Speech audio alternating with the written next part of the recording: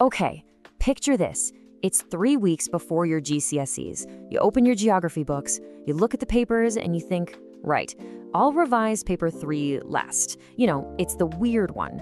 We all do it. And then what happens?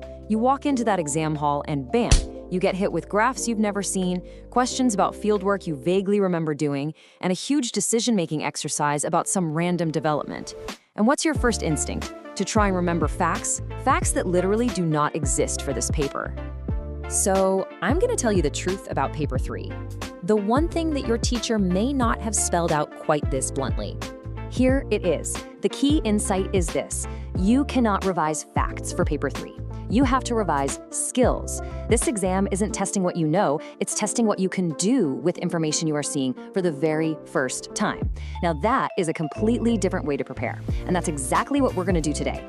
This is it, the series finale, and we are going out with the hacks that most students, believe me, never learn. So what's on the menu? First, we're going to properly unpack that core secret of paper 3. Then we'll dive into 3 absolute game-changing hacks. Mastering graph language for some easy marks, using the sustainability pillars to totally ace that big 9 marker, and finally, how to nail the golden trio of methodology. Then we'll wrap it all up with the final exam mindset you need to walk in there feeling totally confident. Let's get straight into it. Hack number 1, master graph language. The first place that marks just seem to vanish on paper 3 is in those graph description questions. Students just describe what they see using plain, everyday English. And plain English in a data question? Well, that costs you marks. So we need to upgrade our language. Okay, here's your first upgrade. You're no longer going to say the weird dot. From now on, you're going to say the anomalous data point at, and then you say its value, deviates significantly from the overall positive correlation. Sounds so much better, right? Upgrade number 2. It's not the numbers went up. No way. It's there is a strong positive correlation between X and Y, with a trend line suggesting a relationship. See the difference? It's specific. It's technical. And now for the third upgrade. And honestly, this one is so critical.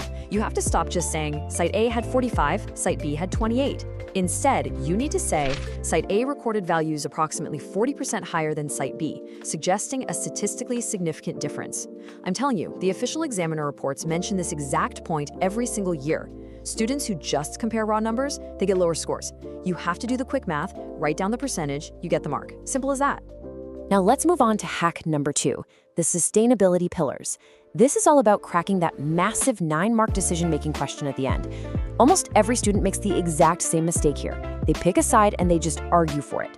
That is a one-dimensional, grade 4 answer every time. The thing is, this question is never really about picking a side. It's about showing you can find the balance. The entire marks game is basically built around this idea of sustainability, which at its core is the idea that any good development has to balance 3 key things at the same time.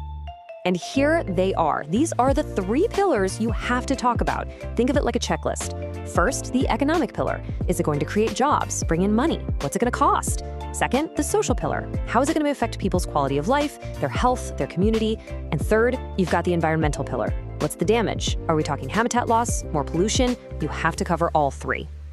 So once you've talked about all 3, your conclusion needs to weigh them up against each other. A weak answer is just one-sided. But a great 9 conclusion, it does 3 things. It says, yeah, the economic benefits are good, but it also says the environmental damage is permanent. And then, here's the magic part. It suggests a smart, sustainable compromise. That right there, that is what a 9 looks like. And that brings us to our final hack. Number 3, the golden trio. Let me tell you, these 3 words, accuracy, reliability, and validity, are the most tested and honestly the most confused set of terms in the entire exam. If you can just get your head around the difference, you are hoovering up marks that most other students are just leaving on the table. So let's just nail these definitions right now. First up, accuracy. That's simply how close your measurement is to the real true value. It's all about your equipment. You improve it by using properly calibrated gear, like a GPS. Next, reliability. This is all about whether you could do the experiment again and get the same results. Is it repeatable? You improve this by doing things multiple times and taking an average. And finally, validity. This is the big one. Does your method actually measure the thing you think you're measuring? You improve this by making sure your sampling strategy is smart.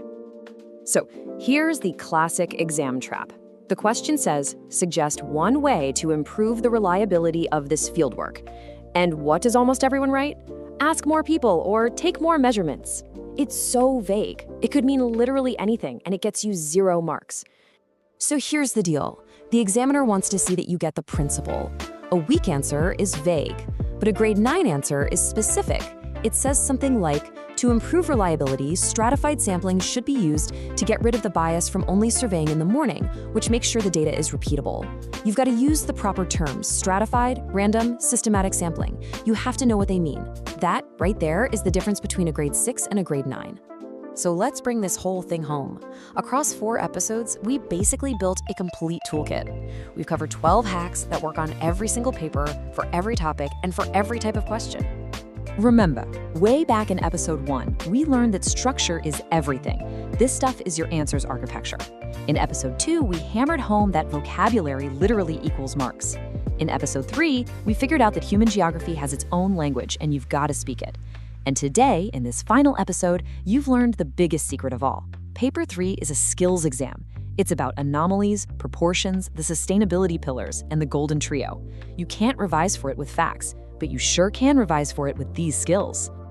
You've put in the hours, you've watched this whole series, you've taken the notes. Now all that's left is to go in there and show them what you can actually do. Good luck. Seriously, I mean it. Oh, and one last thing, comment grab marks below. The full mark grab guide for the entire series drops when we hit 20 of them, all 4 paper templates, all in one place. Go get them.